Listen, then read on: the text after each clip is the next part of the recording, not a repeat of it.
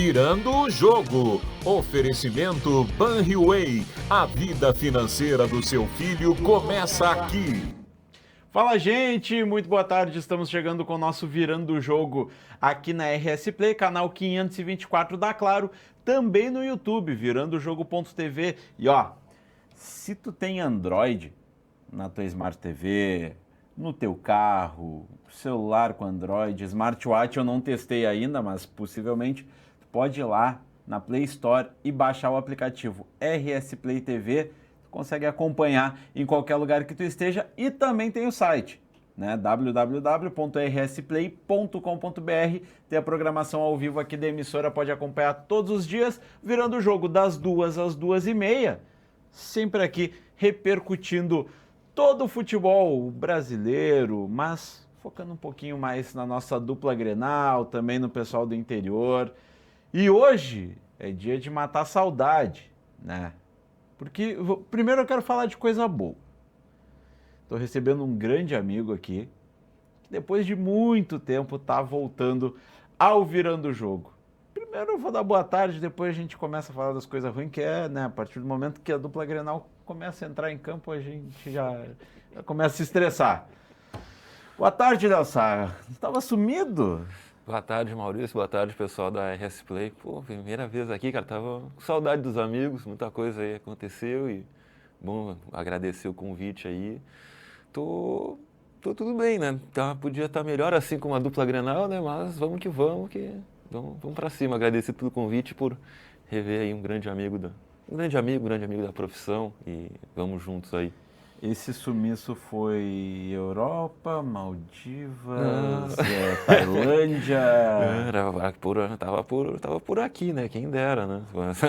Não, mas o mercado não avançaram as propostas, né? Não teve avanço aí. Tiveram sondagens, mas as sondagens não se confirmaram, né? O empresário tentou ali vender, mas estamos aqui na aldeia, como diz o grande Odair, né?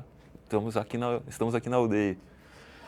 Léo, antes da gente começar a falar, né, que o Grêmio joga hoje, né, um jogo importante para a vida do Grêmio na Sul-Americana, eu diria que é vida ou morte para o Grêmio na Sul-Americana, sem hiperdimensionar a partida. Afinal, o Riestra tem o mesmo número de pontos do Grêmio e é o último confronto entre os dois times. Depois o Grêmio ainda tem uma decisão contra o City Torque e um jogo contra o Palestino que... Eu costumo dizer que os times que não têm nada em disputa são os mais perigosos.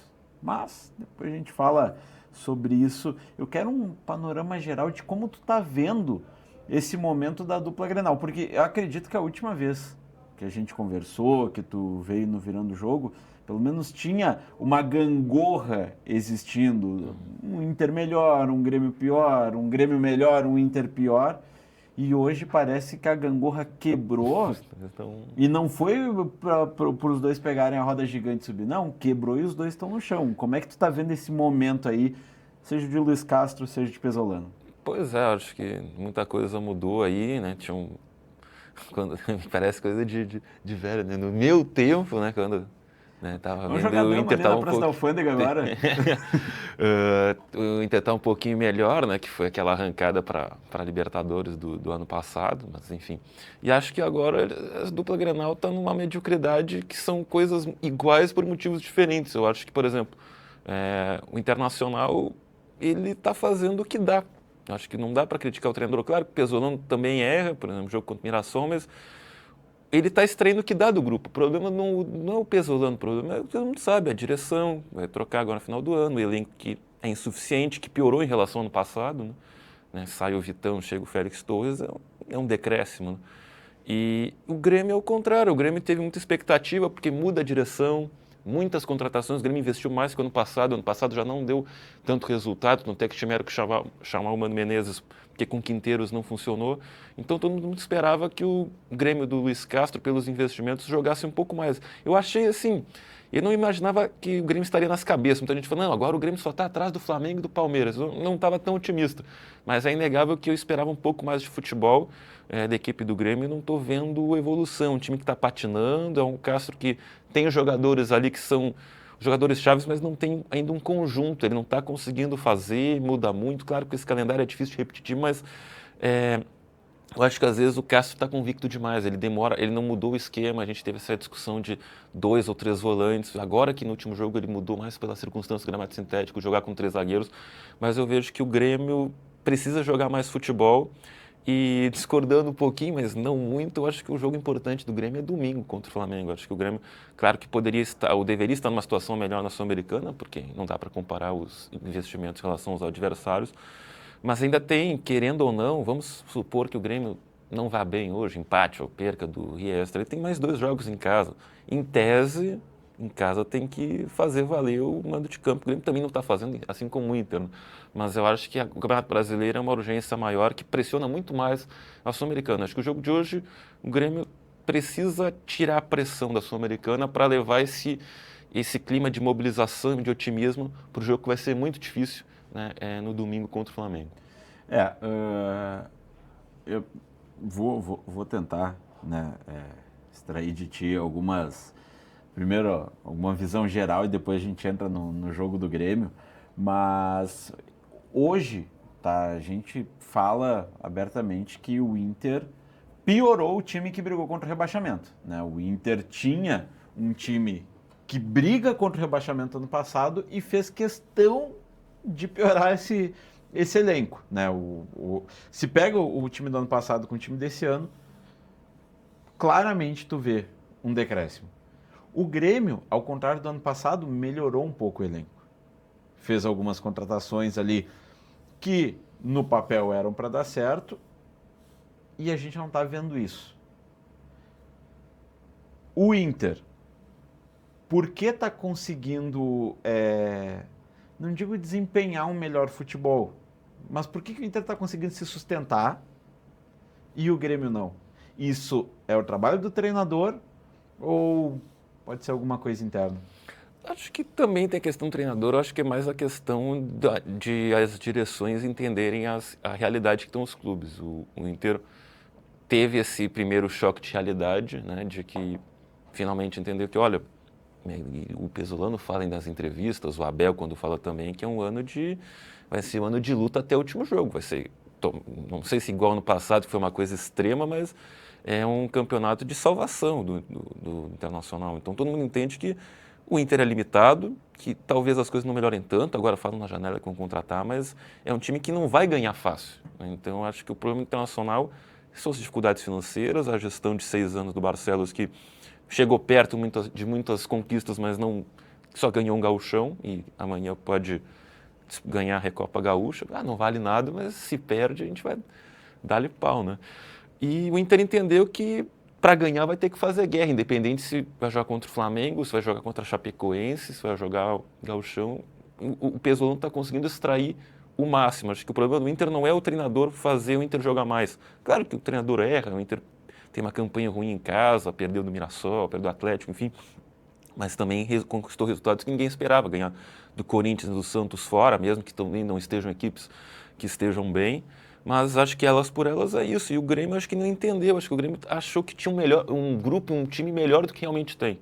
O Grêmio contratou muitos jogadores, investiu bastante, né? O TT acho que é o jogador mais caro da história do Grêmio, trouxe o Everton, que é um grande reforço, que começou mal, mas hoje já é uma liderança defensiva. Acho que o grande acerto do Castro, que a gente sempre comenta, né, que é a afirmação da base, né, o Vieri se afirmou com o Gustavo Martins, o Mec agora está ganhando espaço, mas o Grêmio acho que não sei se a direção, o treinador está achando que o Grêmio é um time que é melhor do que realmente é. Eu acho que mesmo com as contratações, mesmo com os gastos, eu acho que o Grêmio é um time de meio de tabela. Acho que tem um elenco um pouquinho melhor, mas acho que as expectativas não foram tão bem ajustadas, né? Claro que teve aquela coisa de trocar gestão, daquela euforia, de agora o Grêmio gerir a arena, a questão do Marcelo Marques ano passado, acho que isso meio que o Grêmio saiu um pouco, tirou um pouco o contato da realidade que os resultados, infelizmente, estão colocando de que, pezinho no chão, como diz o outro,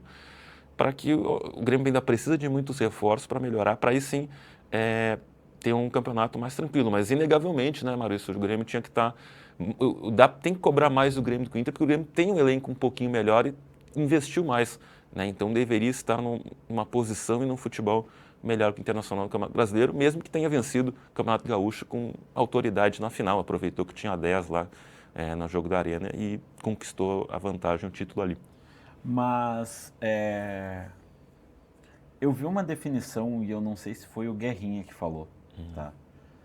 Que o Inter é um time ruim e sabe que é um time ruim. O Grêmio é um time ruim que acha que é bom. E isso, se a gente for olhar para o ano passado, inverteu.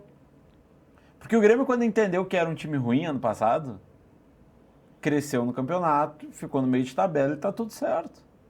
O Inter seguiu até o final achando que era um time bom e sofreu até a última rodada. Concorda com o Alan Patrick no banco? Eu entendo, mas eu ainda estou meio... Os fatos dizem que é para concordar, mas eu não consigo achar. Acho que, claro, que o Alan Patrick já esteve melhor, mas eu acho que resumir o problema do Inter o Alan Patrick é titular, que nem antes, tirou o Alan Patrick, o Bernabé e Caramoneiro, o time melhorou. Acho que conquistou resultados melhores, mas um jogador, um camisa 10 precisa pensar, principalmente jogos em casa. Acho que, claro que sem ele o Inter é um time muito mais coletivo, que se entrega mais, tem, acho que, intensidade, se aproxima um pouco do que o Pesolano quer, perde pressão e tal. Ele mesmo, o Pesolano falou na coletiva depois do Fluminense, que ele falou, não é o jogo que eu gosto de fazer, eu não fui contratado para fazer isso, mas os resultados estão mostrando o contrário, né? Porque quando ele tentou botar o time para frente, o time não fazia gols, vazava e estava na lanterna.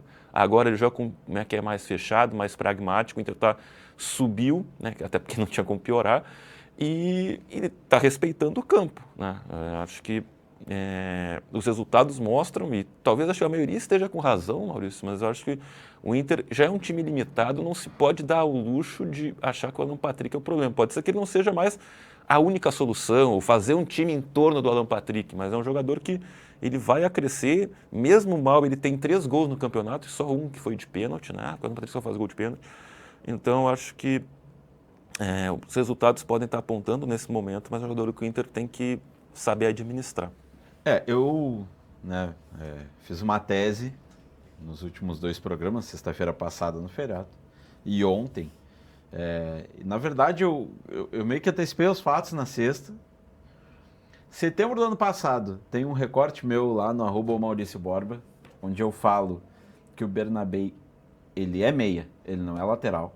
Ainda lembro da chegada do Alex em 2004, que o Alex chega como um lateral, perde posição para o Jorge Wagner, que chegou depois, e o Alex é deslocado para o meio, né? Então, tem toda essa sequência de fatos.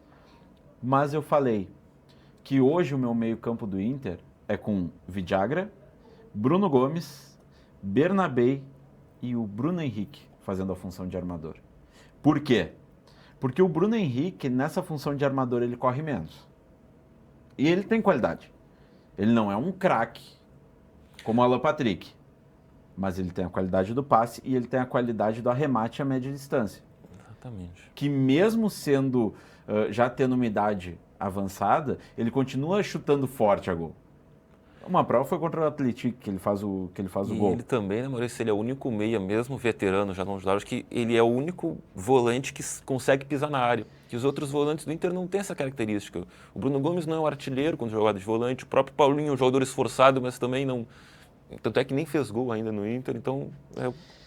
Eu colocaria ele nessa função de 10 e não fazendo uma trinca de volantes. Limitando ele realmente a jogar nessa posição de 10. Por quê? Na função do Pesolano, que é o perde-pressiona, ele vai bem. Numa terceira faixa de campo, onde o Inter perde a posse, ele consegue fazer a pressão. Mas ele não precisa voltar correndo atrás do lateral, como ele já fez, ou correndo atrás de um meia. Ele não precisa voltar fazendo essa função. Por quê? Porque tem 2 volantes atrás dele. Então, ele amaciando para esses volantes, fica mais fácil para o Inter desarmar. O Bernabé tem um bom arremate a média distância, ele também. E se o Inter não consegue chegar, porque hoje eu vejo o problema do Inter na criação. O Inter contra o Mirassol, se não me falha a memória, teve 50 cruzamentos na área. Isso é claramente falta de criação. Tu não ter alguém que consegue tirar da cartola um passe, alguma coisa para tu criar uma situação de gol, mesmo que o time adversário esteja fechado, o papel do criador é esse, né? Então, vamos lá, tu tem esse cara e esse cara não tá desempenhando, tu coloca outro. E aí qual é a saída? É tu chutar de longe. O Alan Patrick não tá conseguindo chutar de longe. O Alan Patrick não tá conseguindo oferecer esse perigo. Então, tu tendo ali esse meio campo, com Vidagra, Bruno Gomes, Bernabé e Bruno Henrique, tu teria Carboneiro e Alejandro. Porque o Alejandro não é melhor que o Borré, mas está desempenhando melhor. Acho que ele encaixa mais nesse sistema de Inter, que é um jogo mais direto, mais físico. Porque o Borré, ele já pega uma discussão antiga, as últimas vezes que eu estava, que era o Borré ou o Valência, vocês podiam jogar juntos. O Borré não é centroavante. Ele é um segundo atacante, ele teria que, em tese, ele teria que jogar junto com o Alejandro. O Alejandro é um jogador centroavantão, um jogador físico. Então ele encaixa nesse jogo direto de brigar com o zagueiro, fazer o pivô. Tanto é que as últimas 3 assistências foram assim, né? Que o Alejandro faz o pivô, faz o giro, dá o passe pro Bernabé, né? E o outro gol foi do Carboneiro e o gol do Bruno Henrique. Então acho que também um acerto pesolano, Maurício, talvez não precisar do camisa 10 em certos circunstâncias, fazer 2 linhas de 4, ali fazer uma linha de 5 de um jogo direto usando os alas, usando o Bernabé de um lado, usando o Bruno Gomes ou até mesmo o Vitinho, né, que eram pelos lados, e fazer um jogo pelas laterais, porque pelo meio não está saindo. Claro, vai ter algum momento que o Inter, seja em casa ou seja contra um adversário mais fraco, né, por exemplo, amanhã contra o Brasil de Pelotas, vai ter que pisar na bola e criar, né? Então também tem esse desafio, mas esse jogo direto casa com as características do elenco atual do Internacional. Então, e acho que isso mostra como o Pesolano, acho que diferente do Luiz Castro, ele não está se apegando a um estilo autoral de preferência de jogo. Claro que ele falou na coletiva que, por ele jogaria no 4-2-3-1, um jogo ofensivo, de volume, de perda de pressão, de intensidade, mas ele não tem essas peças, ele não estava conseguindo os resultados com essas peças, com essa filosofia. Então, vamos adaptar ao que temos aqui, vamos fazer uma coisa de exceção, de sobrevivência, somar os pontos que o Inter precisa para, daqui a pouco, pode ser que mais na frente, Maurício, se o Inter encaixar uma sequência de resultados, se tiver uma posição mais tranquila na tabela, daqui a pouco não precisa jogar sempre fechadinho, sempre na velocidade, pode ser que um jogo o Alan Patrick entre para pisar na bola, para, enfim, ter um protagonismo. Então, acho que essa eu vejo a grande diferença até aqui entre o Pesolano e o Luiz Castro. Ele está se adaptando mais às limitações, às dificuldades do time do que o técnico português do Grêmio. Tu acha que essa virada de chave pode ser na parada da Copa do Mundo? É um outro campeonato, né, Maurício? Vão ter muitas negociações, entrada e saída de jogadores, então acho que é um período muito importante, né, que todos os times do Brasileirão vão ter, né? Então, acho que essa virada pode ter. Eu acho que até o Abel falou que o Inter vai se reforçar, que a ideia não é vender jogadores. Até tem as especulações, né, Maurício, que o Bernabé teria proposta, né? Enfim, o próprio Borré, que está numa situação aí de está entregando pouco pelo que ele vale. Mas eu acho que o Inter, no mundo ideal, não teria que perder ninguém, porque é aquilo, né? Se o Inter já um elenco limitado, mesmo que contrate 3 ou 4, mas perde 1 ou 2, daqui a pouco tu não tem tanto ganho para um campeonato que tu vai precisar, mesmo que o Inter não jogue a Copa Sul-Americana, a Libertadores, tu vai precisar de elenco para suspensões e é um calendário que vai ficar muito cheio no segundo semestre. Então, realmente, é um outro campeonato, né, Maurício, na parada, e a dupla Grenal tem que se preparar muito para isso, porque vai ser, se agora já está difícil, depois vai estar ainda mais. Se fosse para fazer um bingo, eu diria que saem Bernabé, Borré e Alex. Mas a direção já veio aqui, o Fritz já levantou uma plaquinha aqui, tem que chamar o comercial. Então vamos falar do Banrisul com o Banriway. Banriway é a conta digital do Banrisul para crianças e adolescentes, sem mensalidade, oferece Pix, Banricompras e rendimento automático para o dia a dia. Enquanto os filhos usam a conta, os pais acompanham cada movimentação pelo aplicativo, de forma simples e prática. Assim, Banriway ajuda crianças e adolescentes a aprenderem a lidar com dinheiro desde cedo, com autonomia e segurança. Acesse seu app do Banrisul e abra a conta do seu filho agora mesmo. Aproveita agora o intervalinho, 30 segundinhos, vai lá, baixa o aplicativo do Banrisul e abre a conta do teu filho. Vem, Fritz!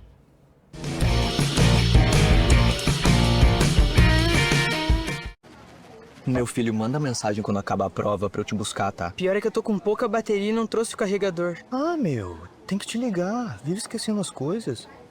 Opa, tudo bem. Ué, meu cartão? Passa no meu. Vive esquecendo as coisas.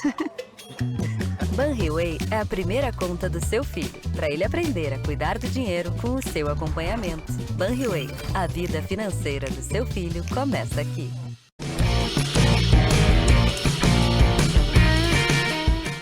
De volta com o nosso Virando o Jogo, segunda parte que vai ser rapidinho, a gente já vai, né, falar de Sul-Americana, mas lembrando, aqui no canal 524 da Claro, mas também no Android, vai na Play Store, baixa o teu aplicativo da RS Play ou vai no site, vai lá no site e vai assistir ao vivo da onde tu tiver a RS Play, rsplay.com.br. Léo, Grêmio hoje enfrenta o Riestra, e o Riestra diferente dos últimos 2 anos, né? Que fez um bom campeonato argentino, figurou na parte de cima da tabela. Agora eles estão, eu acho que é antepenúltimo, se for pegar uma classificação geral, tem 11 pontos aí. Os últimos jogos em casa tiveram muitos empates, mas na Sul-Americana tiveram um empate em casa e uma vitória de virada sobre o City Torque. É um time que oferece riscos ao Grêmio jogando na Argentina. Acho que como todo time argentino ainda tem muita raça, muita disposição, muito traiçoeiro, né? Mas é um time que não joga com a bola, é um jogo direto. Acho que tem uma estatística que eu vi, acho que no jogo da Arena, que é um time que tem 20, 30% de posse de bola. A gente viu, né, na Arena, que o Grêmio teve um jogador expulso, eles, não vou me abrir não, vou ficar aqui. E o Grêmio conquistou a vitória no final. É um jogo perigoso, mas acho que é uma vantagem, porque como ele não pode jogar no próprio estádio, né, que não tem as capacidades mínimas da Conmebol, o jogo vai ser no estádio de São Lourenço, ou seja, vai ser, claro que vai ter torcedor lá, mas é campo neutro, né? O Grêmio, assim como teve contra o Torque, mas aí perdeu, né?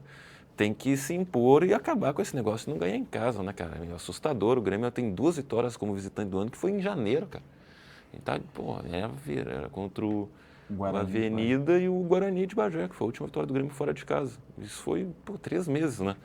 Então, é um jogo para se impor. Eu acho que eu sou um pouco pragmático em relação ao Sul-Americana. Porque tem que passar em primeiro para não pegar os 2 jogos por causa do calendário. Eu acho que tem que passar. Acho que tem que passar. Claro que o Grêmio passando em segundo, igual ano passado, né, e depois eliminado pela diferença de investimento, pega mal, mas tem que classificar. Eu acho que o Grêmio, mesmo com seus problemas, tem tudo para fazer isso, mas não pode dar sopa por azar contra o Riestra, porque é um time argentino é malandro, é cancheiro, eles vão pressionar ali nos primeiros 10, 15 minutos, fazer aquela correria, né, e o Grêmio não está com tanta confiança, né, tem que entrar ligado, teve, né, os protestos ontem na chegada da delegação, então acho que esse é um jogo que o Grêmio ele tem que começar a construir a confiança, Maurício, reitero, porque o jogo importante mesmo para essa questão da confiança, do próprio trabalho em relação do torcedor com a equipe, é contra o Flamengo no domingo. E o Nacho Arce, né, goleiro do Riestra, que é uma figura, né? Folclórico, né? Folclórico. Raiz, né? Não tinha falta de jogador assim, né? Sendo protagonista. Legal na Argentina que ainda usam uns apelidos, né? O nome meio que diferente, Nacho Arce. Todos os jogadores brasileiros têm nome e sobrenome, né? Faltou um inho, um apelido, né? Falta sobrenome. É uma mudança de cultura, né? Sempre é... Não, e o Riestra tem a história que eles compram a camisa do patrocinador esportivo e colam os negócios, né? Que eles não têm patrocinador esportivo, né? Eles compram a camisa pura, assim, atacadão, e eles colam lá o escudo, eles colam o negócio, porque é mais barato, né? Sim. Aí tu vai ver, o Riestra usa o mesmo patrocinador do River Plate, os caras são grandes. Não, eles compram no atacado lá, camisa do time, colam lá o adesivo do escudo do clube, lá o patrocínio, é isso. A camisa do goleiro, que tem um monte de arte, né, não sei o quê, então clube meio...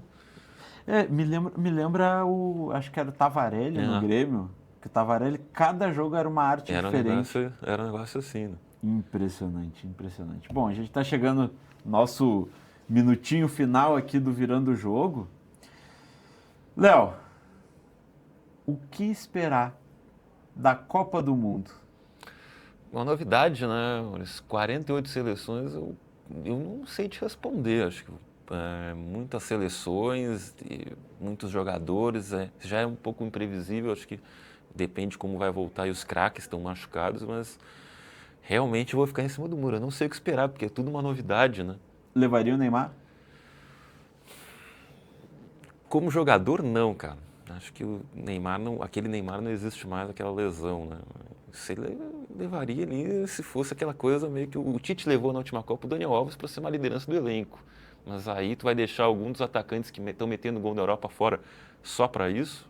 O Ancelotti é muito bem pago, sabe mais do que eu para responder. Não é perfil do Ancelotti levar alguém só pela liderança. Aliás, ele já está levantando, que ele falou que o Danilo é o primeiro convocado dele. Danilo é o primeiro... Danilo e Casemiro são tão certos na Copa. Mas, né, vamos ver. Falta pouco tempo, Eu acho legal esse clima pré-Copa e durante a Copa também. Inclusive, vai ter aí alguns eventos. E esse ano vão ser, antes eram um mês, agora vão ser 40 dias de Copa, né? Porque mais times, mais jogos. Exatamente. E outro horário, né? É noite. É noite, então... Tem jogo 1 da tarde até às 10, 2 da manhã. Vai ter um jogo, não lembro qual, eu vi ontem. Vai ter um jogo 1 da manhã. Tá maluco por futebol que nem a gente. Na repescagem eu assisti Bolívia e Iraque como se fosse aqui. 4 horas da tarde, um Grenal. Que loucura. Léo, brigadão, tu sabe que... Né, agora tu sabe o endereço novo. Agora eu não preciso mais do GPS. Então, sabe, tá em casa, quando quiser, é só chegar, não precisa nem ser convidado. Só bater ali na porta do Estúdio B e tô chegando, vambora. Valeu pelo convite, Maurício. Um grande abraço também pro Barbosa e tô à disposição, né? Como o jogador de grupo, né? Tem que estar à disposição.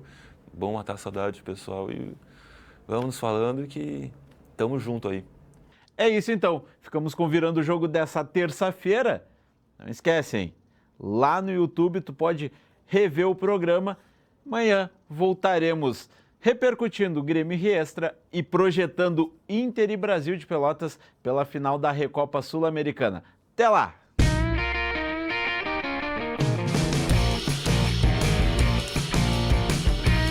Virando o Jogo. Oferecimento Banriway. A vida financeira do seu filho começa aqui.